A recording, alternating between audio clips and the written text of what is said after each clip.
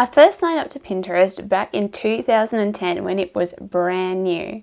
Back then, I had this really terrible way of saving inspiration where I'd have folders on my computer and I'd save images that I found online that inspired me, and it would take up heaps of space on my computer, and it was a terrible system really, and it wasn't a great way of filing inspiration. So when I found out about Pinterest, I was so excited. This was such a great way to be storing things that I found, inspiration, websites and articles that I loved. I was just so excited to have something that made it so easy, and to also be able to share with other people and see what other people were sharing, and it was just this great source for inspiration. But when I first got started, to me it seemed the wrong etiquette to be sharing my own stuff, and so I was more sharing things that I found and the things that inspired me. But over time, because I was so obsessed with Pinterest and using it so much, my following grew and grew, and I started to see other people pinning my things, and I started to find that I was getting huge amounts of traffic from Pinterest, to the point that it was the #1 source of traffic to my site. And so then it clicked that maybe I ought to be changing strategy. Maybe I shouldn't just be using Pinterest for my own sake to collect inspiration for my design work and for personal projects, but also to be sharing my own things so that other people would find it more easily, and then if they loved it, then they could share it too through Pinterest and repin it. So I went through a time where I got serious about my Pinterest strategy, and I started creating beautiful Pinterest graphics for my blog posts, because before then I was just using images and people were just linking them, and so it wasn't very findable, so I wasn't making the most of it, and I wasn't creating things that made it really clear what the pin was actually going to lead to. So I took the time to learn more about Pinterest strategy and how to make great graphics so that I could create images that would be more pinnable, and then increase the chances of people coming to my website and reading my blog posts or looking at my work by really optimizing the graphics for Pinterest. And so today I want to share some of my tips for creating beautiful Pinterest images that are going to really help with your traffic and getting seen and noticed by using Pinterest.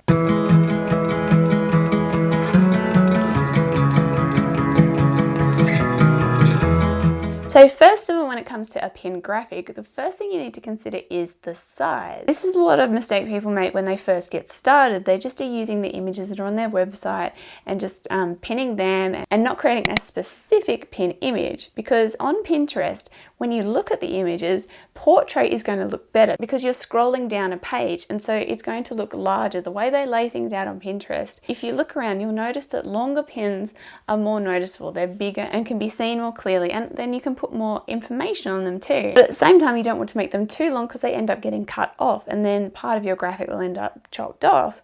Sometimes people do like to still do really long ones for infographics where it's okay because they want people to click through to see the rest of it. But if you're just creating a general Pinterest image where it's leading to an article or a video or any other kind of content, or even your portfolio work, then you want to try and keep it in the ratio of 2:3. Now, Pinterest will constantly change their recommendations, so I would suggest going to their site and seeing what their current recommendations are for sizing. But the general rule is the ratio should be 2:3. And ideally, you want an image that's larger than 800 pixels wide. This way, it's not ever going to look blurry either. Next is making the image clear and attractive, because remember, it is going to be viewed small before someone clicks through. So it needs to be quite clear. So if you put too much information on there, people won't be able to read it, and they're more likely to gloss over it. You want to be able to grab their attention quickly. So you want things to be quite clear. So don't over clutter it, and think about what the key information is so that it's going to grab someone's attention. You also want to think about color. Apparently on Pinterest, the statistics show that warmer colors perform better on Pinterest and have better click-through, but at the same time, you need to keep it to your branding too. So consider your branding, but if possible, adding some warm colors apparently can increase the likelihood of people clicking through. Even more importantly, make it attractive.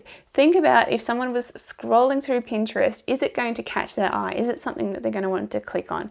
Is it compelling in some way? Whether it's by having a really compelling headline or having an image that's really interesting and spark someone's interest, or just using real bright colors that stand out and make it really noticeable, so someone's going to be like, oh, what's that about? So next is clickability. So once you've caught someone's attention with your pin, you want them to actually click through, not just repin it or just look at it and think, oh, that's really pretty. But your aim really should be that you want them to click through and go to your content or go to your work, go to whatever it is that you're linking that pin to, and actually get to know you and see your stuff. Otherwise, they're just viewing your work but not actually going that next next step in getting to know you. One of the best ways to do this is through curiosity. So whether it's a headline that gets someone going, oh, what's that about? I'd like to know about that. Or images that get them curious. So it could be that you don't show the full thing, so they want to click through to see more. Or it could be that you use an image that just alludes to something that makes them go, oh, I want to know what that's all about. So think about curiosity. How can you spark curiosity? So you're not showing the whole thing. Basically what you're trying to do is almost have like a cliffhanger where you've given them a little bit of a bait so they're interested, but then to really find out what it's all about, they have to click through. It could also be things like alluding to a freebie. So it's saying if you click through, then you can sign up and you can get this freebie. You only show part of the image in some way where people might want to click through to see a bit more about it. Or if you're pinning something that people can buy, then you want to make that clear by using something called rich pins.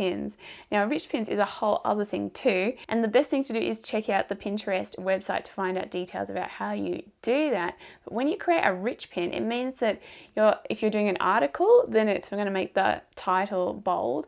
And then if it's going to a shop, it's going to make sure that it's clear that it's shoppable. So it's going to have, the price tag on there so people can tell that they can buy it. So if you're pinning something that people can actually buy, you want to be sure that's happening so that it's clear that if they click through, they have the opportunity to buy. And that's not just an inspiring image that looks cool that they might want to repin, but if it's something that they think, oh, that's really cool, and they see that it's something they can buy, then they're more likely to want to click through to find out more details and see if it really is something they'd like or to actually make a purchase. Next is to stay on brand and be consistent. This is so important. When it comes to Pinterest, people are pinning lots and lots of things, and so as you start to get exposed to certain people's pins more and more, you start to recognize the pins and instantly know, oh, that's from that person, because you've been consistent. That's why it's so important that you keep up a really good consistent branding, because then your pins become recognizable. And if someone is interested in your work and they start seeing your pins, then they're more likely to want to click through and check it out because they know that they like your stuff. And also it leads to exposure. So if someone keeps seeing the same style pins over and over,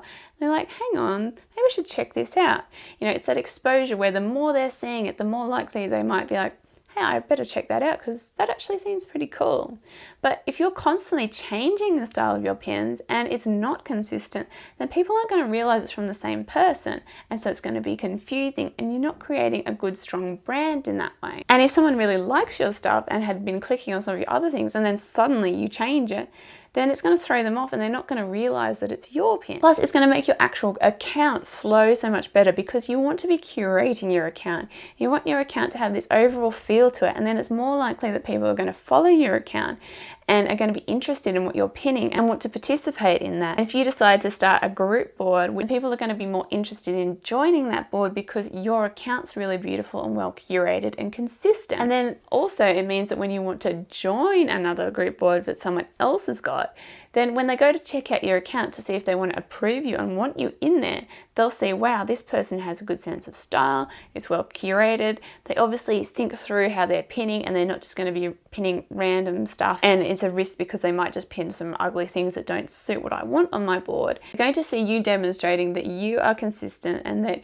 you have a specific style and that's what you stick to, and you obviously are very thoughtful about what you're pinning. And then because of that, they're much more likely going to approve you and want to have you on their group. Next is make your graphics easy to pin. So on your actual website, make sure that you're using some sort of pin it button to roll over or some sort of thing at the bottom of the article where people can share and pin. Make sure it's really easy to do. Don't make it hard for people to pin your stuff. Make it super easy so they don't have to fiddle around and think about it too much, but they can just click a button and pin it. And if you're using rich pins, as I mentioned before, then it's also going to look like a good pin too, and it's not going to be messy and it's going to look really professional when someone randomly decides to go pin your stuff. There's other tools out there as well. You're even more advanced and has specific images that come up. So if someone tries to pin a different image on your article, then that pin image that you really want to be pinned is the one that comes up. And also you can make sure that the description that you want under that pin to always be a certain description. So the plugin that I use is called Social Warfare, but there are a lot of other ones out there. I have noticed too that there's some specific to food bloggers too. So if you're doing recipes, there are rich pins for recipes, and there are plugins out there that make it even easier for people to pin that stuff and to have a really professional pin show up. Next is SEO for your pin images.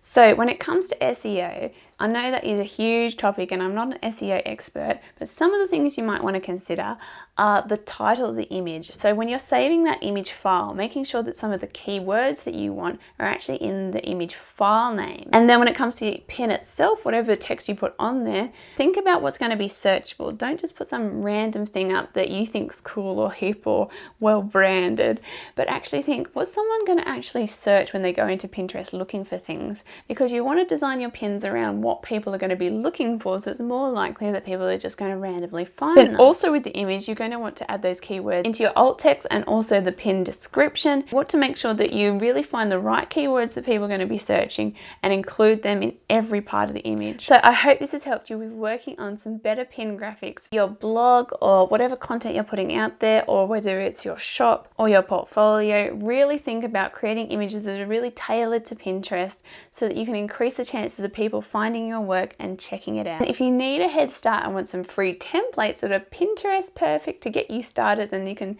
tweak them around so that they're fit just for your branding. If you check out the description box below, you'll be able to download 3 Pinterest graphic templates that are Photoshop layered files so that you can get in the layers, you can change the images, change the text, move things around if you want to tweak things up a bit and make it your own. But it gives you a starting point, so if you're feeling lost or overwhelmed and don't know how to get started with it, using a template is a great way to get you going.